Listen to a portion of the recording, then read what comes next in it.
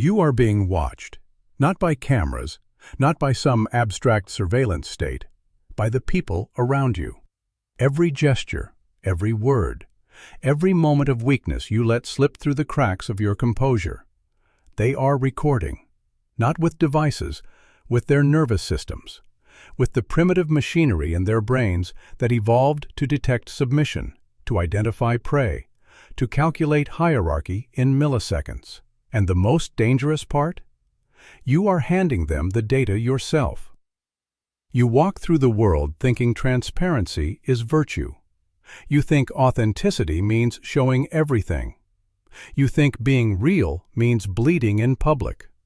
You have confused honesty with exposure, and exposure, in the cold mathematics of power, is suicide. Niccolo Machiavelli understood something that modern culture has tried desperately to forget. The world is not a therapy session. It is a court. And in a court, every statement you make can and will be used against you. Not because people are evil, because people are human. And humans are pattern recognition machines running on fear, envy, and the constant need to assess where they stand relative to you. You think you are just living your life, going to work, having conversations, sharing updates. But what you are actually doing is transmitting information. And that information is being processed, cataloged, and converted into leverage. The person who controls information controls the frame. The person who controls the frame controls reality. And the person who leaks information indiscriminately has already lost before the game even begins. Most people destroy themselves, not through malice or incompetence, but through a fundamental misunderstanding of what public space actually is. They think it is neutral ground, a place where you can simply exist. They are wrong. Public space is a battlefield where status is negotiated in real time. Every interaction is a probe. Every question is a test. Every silence is a measurement. And you? You keep failing the test. You announce your plans before you execute them. You complain about your problems to people who cannot solve them. You lose your temper when provoked. You apologize when you have done nothing wrong. You reveal your financial situation. You gossip. You explain your philosophy unprompted. You seek approval from people who have no authority over your life. You expose your vulnerabilities to an audience that has not earned access to your inner world. Each of these behaviors is a small wound. Individually, they seem harmless. Cumulatively, they are hemorrhaging. You are bleeding status, power, and respect at a rate you cannot even perceive. Because the consequences are not immediate. They are atmospheric. They accumulate in the way people treat you, the way they interrupt you, the way they dismiss your opinions, the way they feel comfortable disrespecting you. You wonder why you are not taken seriously, why your words do not land with weight, why people do not fear crossing you.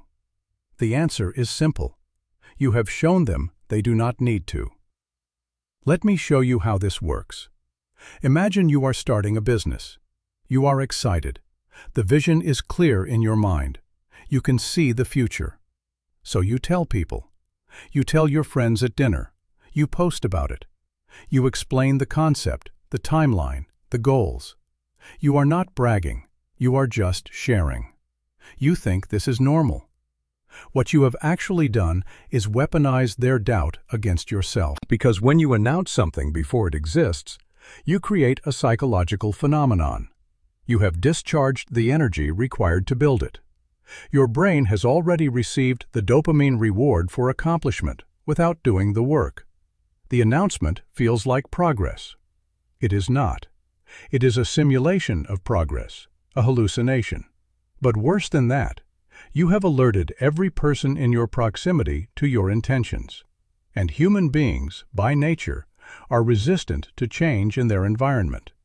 Your success represents instability in their mental model of who you are.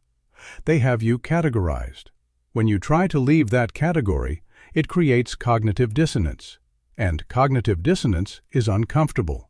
So, unconsciously, subtly, They will work to resolve it by pulling you back down. They will not sabotage you overtly. They will do it with concern, with questions, with doubt disguised as realism. That sounds risky. Have you thought about X? What if Y happens? I just don't want you to get hurt. Each question plants a seed. Each seed grows into hesitation, and hesitation kills momentum. Machiavelli observed this in the courts of Renaissance Italy. He watched men announce their ambitions, and then watched those same men destroyed, not by enemies, but by the quiet erosion of confidence that came from operating under the scrutiny of those who wanted them to stay small. The solution is not secrecy for its own sake. It is operational silence. You move in the dark. You build without announcement. You let the result be the reveal. When you emerge 6 months later with the thing complete, functioning, undeniable, there is nothing to debate. It simply exists, and existence is the strongest argument. You rob them of the opportunity to participate in your doubt. You rob them of the satisfaction of watching you fail. You rob them of the narrative where they were right and you were naive. This is not paranoia. This is pattern recognition. The lion does not announce its hunt. It stalks. It waits. It strikes. The gazelle never sees it coming. If the lion roared first, the gazelle would run, and the lion would starve. You are starving yourself with your own noise. Now consider another behavior, complaining. You think complaining is venting, a release valve for pressure. You think people understand. They do not understand. They are repelled.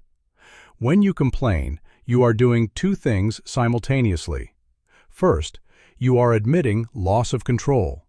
You are signaling that external circumstances dictate your internal state, that you are a leaf in the wind. Second, you are burdening others with emotional labor they did not consent to. People are not altruistic.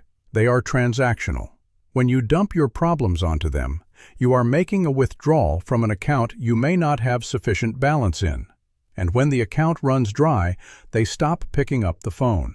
But more than that, complaining signals low status. In every primate hierarchy, the low-status members vocalize distress. The high-status members remain calm. This is not cultural.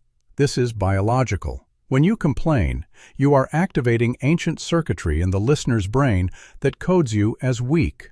And weakness is contagious. People distance themselves from it instinctively. Machiavelli would tell you that a prince must always appear to have control, even when the city is burning, even when the treasury is empty, even when the enemy is at the gates. Because the moment the prince shows fear, the court panics, and panic is how empires collapse. You are not a prince, but you are the sovereign of your own life, and the same rules apply. To the world, you must appear to have it together, not because you are lying, but because you understand that your internal state is your private business. Your public face is a strategic asset. If you are suffering, suffer with dignity. If you are struggling, struggle in silence, not because you are ashamed, but because you refuse to give the world the satisfaction of watching you break. There is a profound power in this. The person who remains calm while others panic becomes the center of gravity. People instinctively look to them for stability, for direction. This is not manipulation. This is leadership. And leadership is simply the management of perception under pressure. But then there is the mistake of losing your temper. Anger is an emotion. Aggression is a tool. Most people do not understand the difference. When you lose your temper, you are not demonstrating strength. You are demonstrating that someone else has control of your nervous system, that a stranger can reach inside you and pull a lever that makes you scream. This is slavery. You are a slave to your own reactivity. Think about it. If I can make you angry by saying a sentence, I own you. I can deploy that sentence whenever I want to destabilize you. I can use it in front of your boss, in front of your children, in front of a crowd. and you will perform exactly as I predict. You will explode. You will look unhinged, and I will look calm. Who wins that exchange? Machiavelli wrote that it is better to be feared than loved. But fear and chaos are not the same thing. The person who screams is chaotic. The person who goes silent is terrifying. Silence in conflict is a vacuum. The human brain cannot tolerate it. It signals a rupture, a predator assessing. When you stop reacting, the other person is forced to fill the void. And in doing so, they reveal themselves. You gain information. They lose composure.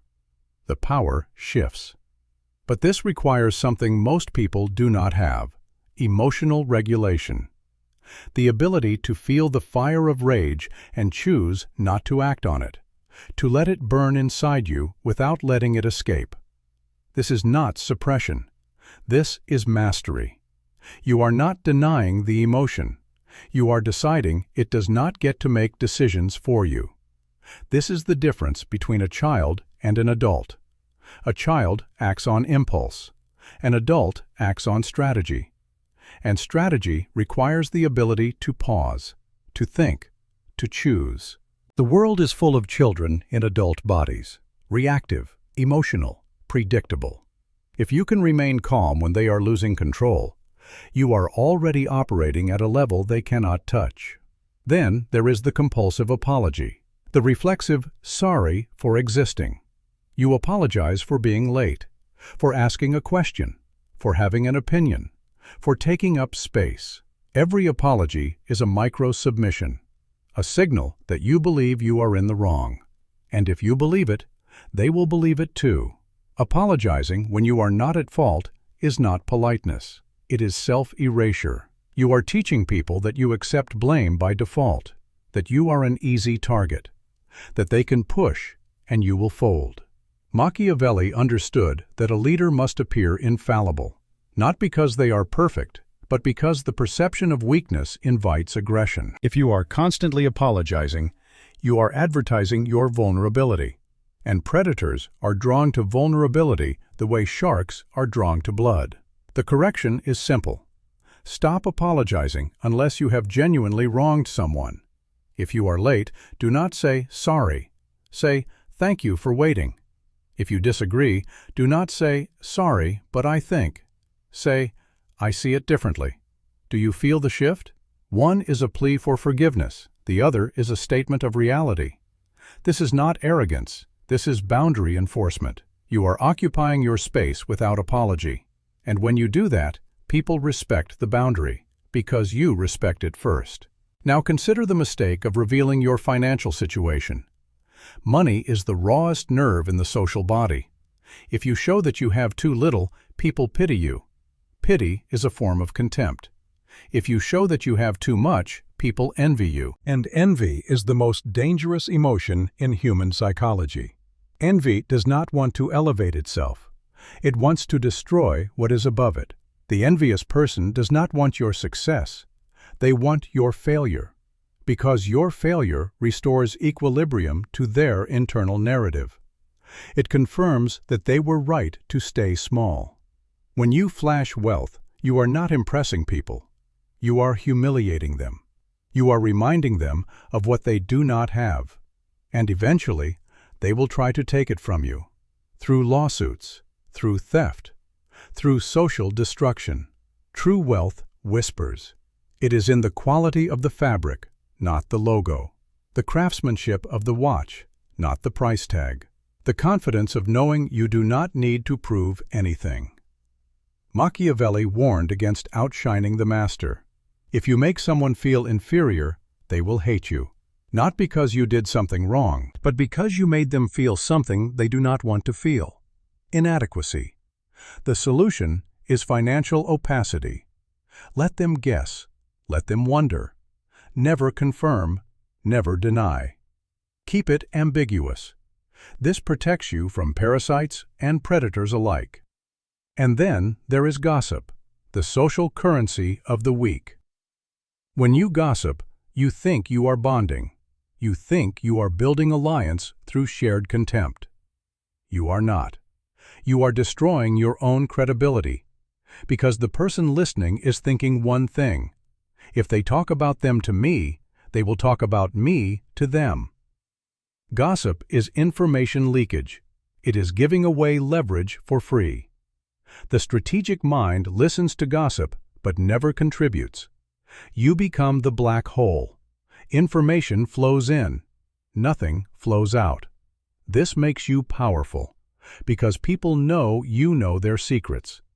But they do not know if you have told anyone, and that uncertainty gives you control. Machiavelli observed that the courtier who spreads rumors is despised, because they cannot be trusted. They are loose. They leak. And in a world where information is power, a leaky vessel is worthless. If you must destroy an enemy, do it through action, not through words. Words make you look petty. Actions make you look inevitable. Then there is the compulsion to explain your philosophy, to justify your choices, to prove you are right. The moment you announce your moral code, you create a standard you will inevitably fail to meet. And people will watch. They will wait for the slip. And when you slip, they will point and call you a hypocrite. I thought you said you always wake up at 5 a.m. I thought you said you never lie. You have given them a yardstick to beat you with. Machiavelli advised flexibility. Appear to have principles, but do not bind yourself to them publicly, because rigidity is fragility. The tree that cannot bend breaks in the storm. Live your philosophy. Do not explain it. Let your actions be so consistent that people ask you why you are the way you are. Then, and only then, do you give them a glimpse. Not as a lecture, as a reflection. Your life should be the argument, not your words. And finally, the most dangerous leak of all, the voluntary exposure of vulnerability. Modern culture tells you this is brave, that sharing your trauma is healing, that crying in public is authentic. Machiavelli would call this tactical suicide.